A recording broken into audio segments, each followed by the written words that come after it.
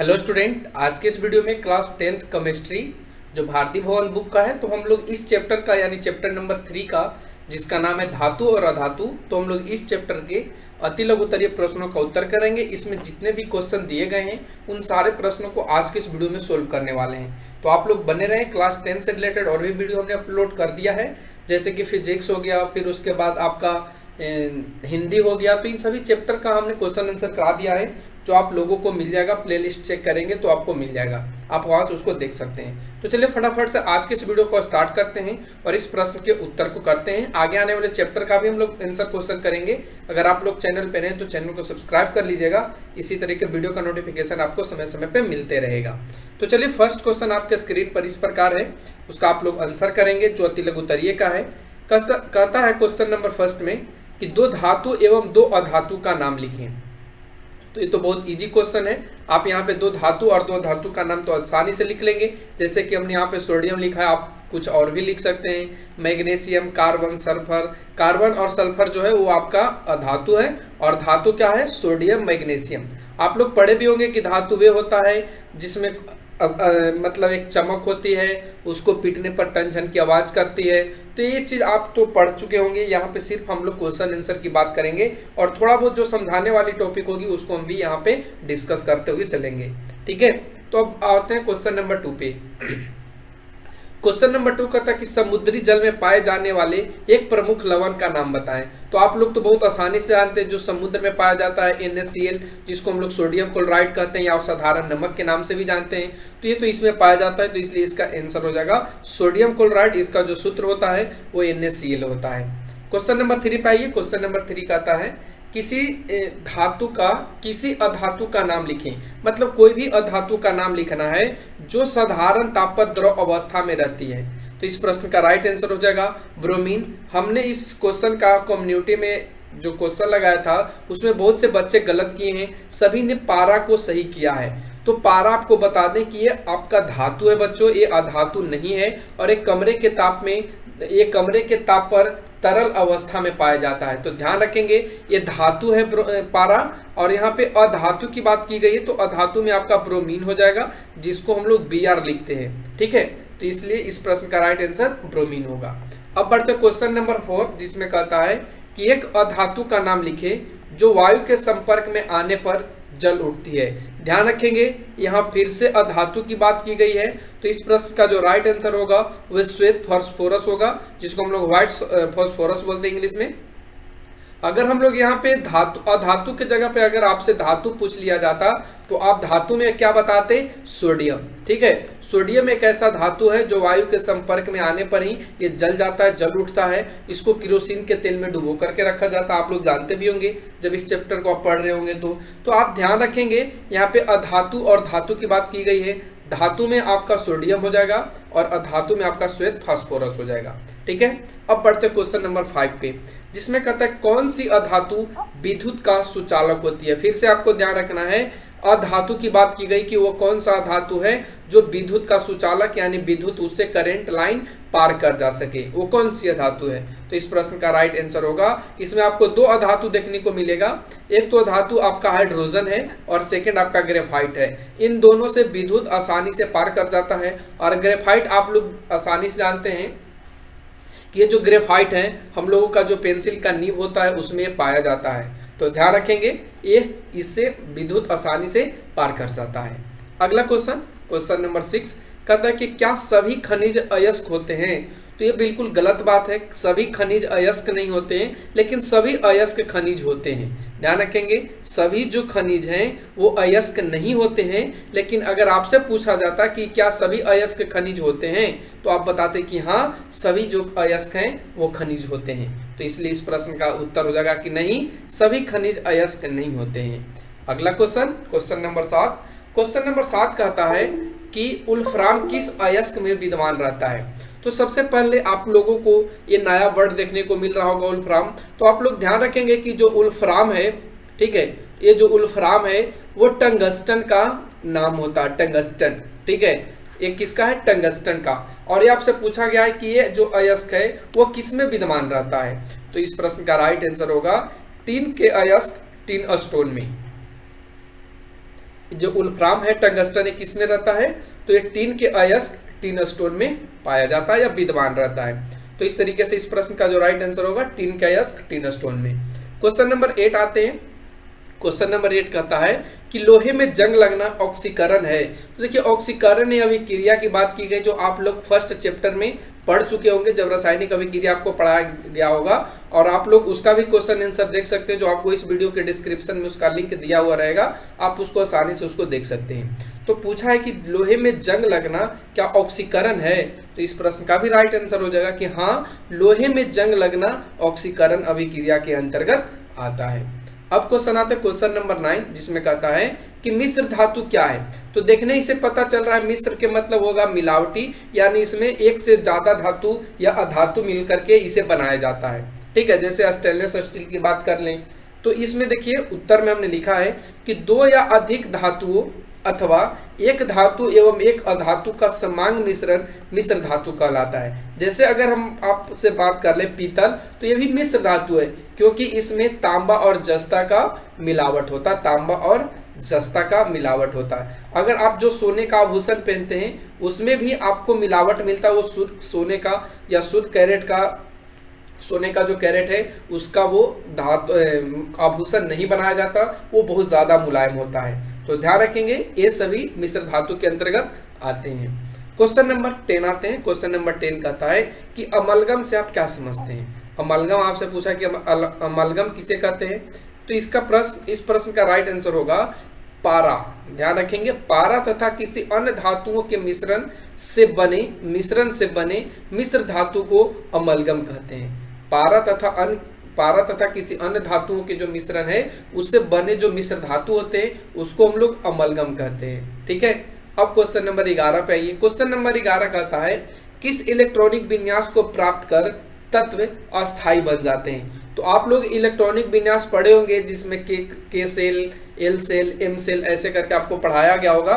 तो आपसे यहाँ पे पूछा है कि वो कौन सा इलेक्ट्रॉनिक विन्यास है, तो वो जो आपका इलेक्ट्रॉनिक विन्यास है बच्चों वो 2-8 है। जब किसी भी तत्व के बाहरी कक्षा में 2-8 आपको इलेक्ट्रॉन देखने को मिलेगा या 2-8 के रूप में ये बटा हुआ रहेगा, तो इस कंडीशन में ये अस्थायी बन जाता है, और जब अष्टक प्राप्त कर लेगा तो ये अस्थायी बन जाता है। तो ध्यान रखेंगे इस चीज को। अगला क्वेश्चन नंबर 12, इसमें कहा गया है आपसे कि सोडियम परमाणु जल के साथ तीव्रता से अभिक्रिया करता है किंतु सोडियम आयन नहीं। ध्यान रखेंगे, सोडियम के जो परमाणु है वो जल से आसानी से या तीव्रता से बहुत तेजी से अभिक्रिया कर लेता है, लेकिन यही सोडियम के आयन के मतलब आप लोग जानते हैं प्लस और माइनस। ठीक है, आयन 2 प्रकार के होते हैं, धन आयन और ऋण आयन, यानी जो पदार्थ पर या जो परमाणु पर चार्ज होते हैं उसी को हम लोग आयन बोलते हैं, जिसमें प्लस और माइनस होता है। ठीक है, तो यही चीज आपसे पूछा है कि जो सोडियम का आयन है वो अभिक्रिया नहीं करता है जल से, जबकि सोडियम के जो परमाणु है वो जल के साथ अभिक्रिया कर लेता है। ऐसा क्यों होता है, ये क्वेश्चन आपसे पूछा है। तो देखिए उत्तर में हमने लिखा है कि सोडियम परमाणु अति क्रियाशील होता है। मतलब अति क्रियाशील कहने का मतलब ये बहुत तेजी से अभिक्रिया करता है, इसलिए जल से तीव्रता के साथ अभिक्रिया कर लेता है, जबकि सोडियम आयन अस्थायी होता है। सोडियम क्या होता है, अस्थायी होता है, जो वायु से अभिक्रिया नहीं करता है। क्यों नहीं करता है, तो आप देख पा रहे हैं ये अस्थायी होता है, और अस्थायी का मतलब आप लोग ध्यान रखना ये अक्रिय गैस भी जो होते हैं वो अस्थायी होते हैं। ठीक है, जैसे जिनॉन, रेडॉन, ये सब की जो बात की जाएगी ना, ये भी क्या है, अस्थायी है। तो ध्यान रखना ये सोडियम जो आयन है वो अस्थायी हो जाते हैं, और इसी की वजह से वो अभिक्रिया जल से नहीं करता है। लेकिन अगर सोडियम परमाणु की बात करें तो वो क्रियाशील होता है, वो आसानी से अभिक्रिया कर लेता है। अगला क्वेश्चन नंबर 13 कहता है कि आयनिक यौगिकों के द्रवणांक और क्वथनांक उच्च होते हैं, क्यों होते हैं, ये क्वेश्चन आपसे पूछा है। तो उत्तर में हमने लिखा है कि धन आयनों एवं ऋण आयनों के बीच मजबूत स्थिर आकर्षण बल कार्य करने के कारण आयनिक यौगिकों के द्रवणांक और जो क्वथनांक होते हैं, द्रवणांक और जो क्वथनांक होते हैं वो उच्च होते हैं। तो ध्यान रखेंगे द्रवणांक और क्वथनांक कब उच्च होंगे, जब इनके बीच आकर्षण बल जो रहता है वो बहुत ज्यादा मजबूत होता है, और इसी के वजह से इनके जो द्रवणांक और क्वथनांक होते हैं वो बहुत ज्यादा उच्च होते हैं। तो आप लोग ध्यान रखना। अगला क्वेश्चन आता है क्वेश्चन नंबर 14, जिसमें आपसे पूछा है कि कार्बन टेट्राक्लोराइड से होकर विद्युत धारा क्यों प्रवाहित नहीं की जा सकती। और कार्बन टेट्रा को CCl4 लिखा जाता है, आप लोग ध्यान रखना। ये डायरेक्टली भी पूछा जा सकता है कि कार्बन टेट्राक्लोराइड का अणुसूत्र क्या है, तो आप लोग ध्यान रखना CCl4 होता है।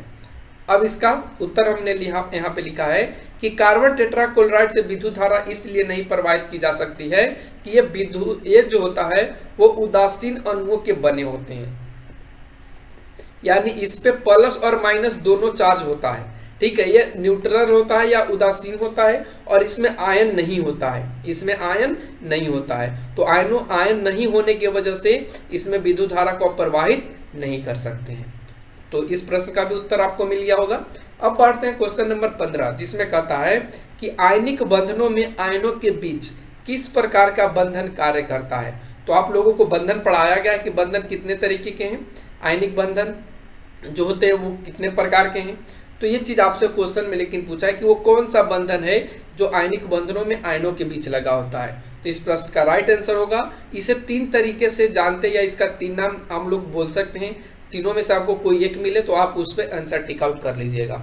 जैसे वैद्युत संयोजक बंधन, या आयनिक बंधन, या ध्रुवीय बंधन, ये तीनों एक ही हैं जो आयनिक बंधन के बीच कार्य करता है या बंधन को बांधने का कार्य करता है। तो ध्यान रखेंगे, वैद्युत संयोजक बंधन, आयनिक बंधन या ध्रुवीय बंधन। क्वेश्चन नंबर 16 पे आइए। क्वेश्चन नंबर 16 कहता है कि नाइट्रोजन अणु में कितने सहसंयोजक बंधन होते हैं। जो नाइट्रोजन अणु हैं उनमें कितने सहसंयोजक बंधन होते हैं, ये क्वेश्चन आपसे पूछा है। तो इस प्रश्न का क्या राइट आंसर होगा।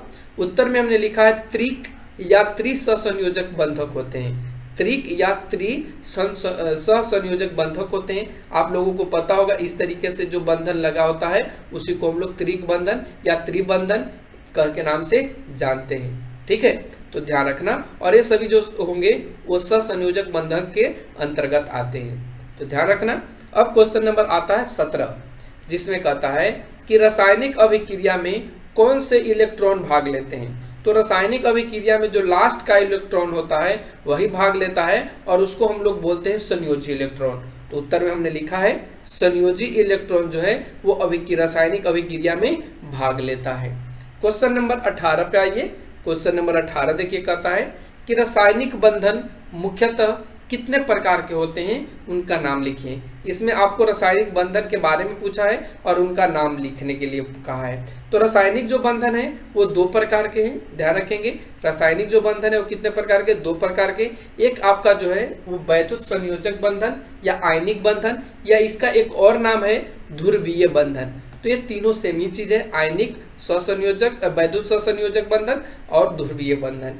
फिर एक सेकंड आता है सहसंयोजक बंधन, सहसंयोजक बंधन। फिर आगे हम लोग पढ़ेंगे कि सहसंयोजक बंधन कितने प्रकार के हैं। ये भी आपको 3 कैटेगरी में देखने को मिलेगा, लेकिन आगे आने वाले क्वेश्चन में इसकी चर्चा की गई होगी तो हम आपको जरूर बताएंगे।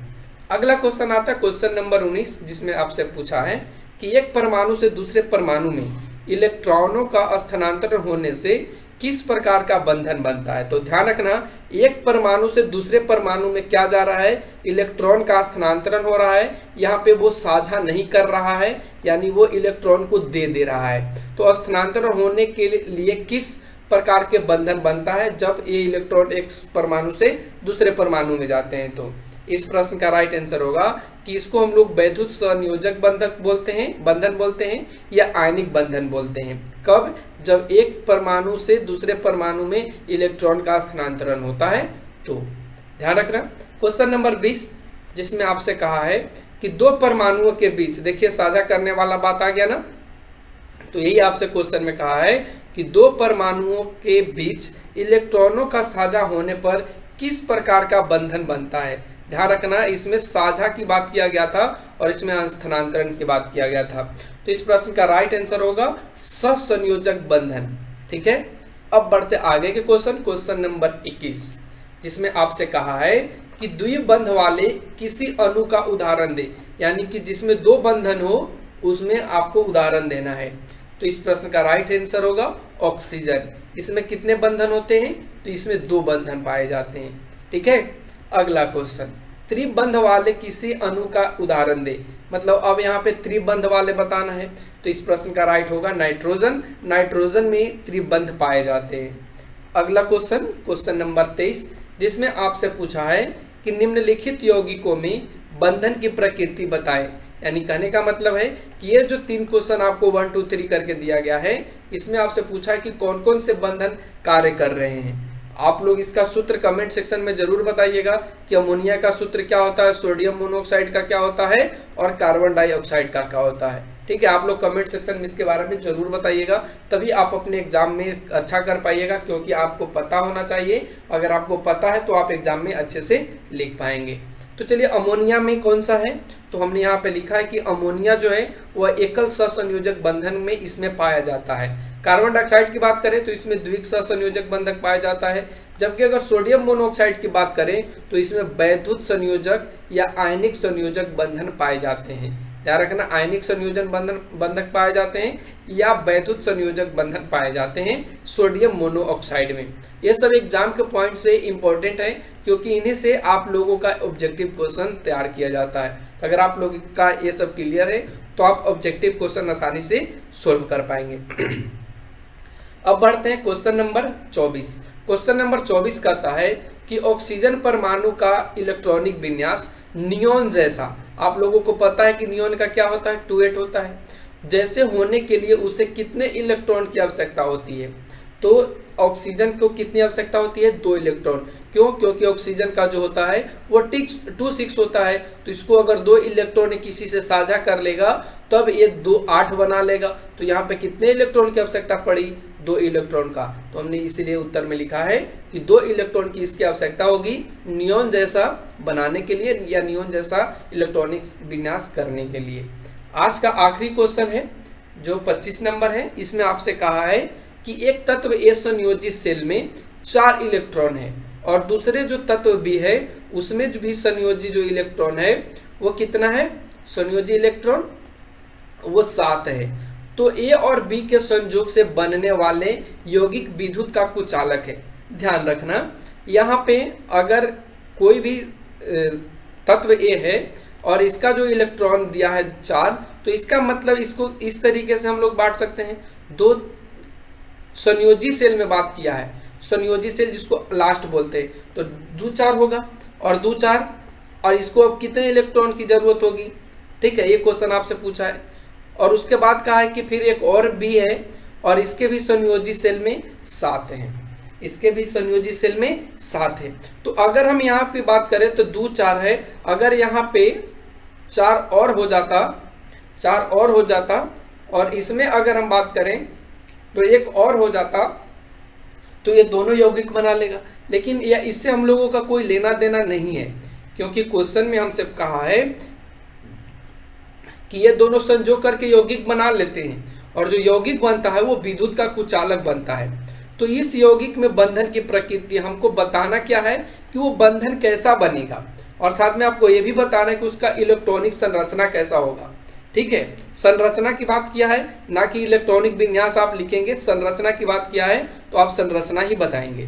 तो इस प्रश्न का राइट आंसर होगा कि यौगिक में बंधन की प्रकृति एकल संयोजक बंधक होगा। कैसा होगा, तो एकल संयोजक बंधन होगा। लेकिन उसका जब हम इलेक्ट्रॉनिक संरचना लिखेंगे तो उसका जो इलेक्ट्रॉनिक संरचना रहेगा कुछ इस प्रकार से रहेगा। अभी हमने आपको बताया था कि ये जो 7 इलेक्ट्रॉन आएगा वो किस में आएगा, तो ये आपका क्लोरीन में आएगा, और ये जो आपका 4 इलेक्ट्रॉन संयोजी इलेक्ट्रॉन के रूप में किस में आएगा, तो ये कार्बन में आएगा। ठीक है, तो ये यहाँ पे इसका इलेक्ट्रॉनिक संरचना सूत्र बन जाएगा या इलेक्ट्रॉनिक संरचना बनेगा। अगर आपसे इलेक्ट्रॉनिक विन्यास पूछा तो हम लोग 2 8 ऐसे करके लिखते, लेकिन यहाँ पे इलेक्ट्रॉनिक विन्यास ना पूछा है, यहाँ पे इलेक्ट्रॉनिक संरचना पूछा है। तो इस चैप्टर में इतना ही क्वेश्चन है।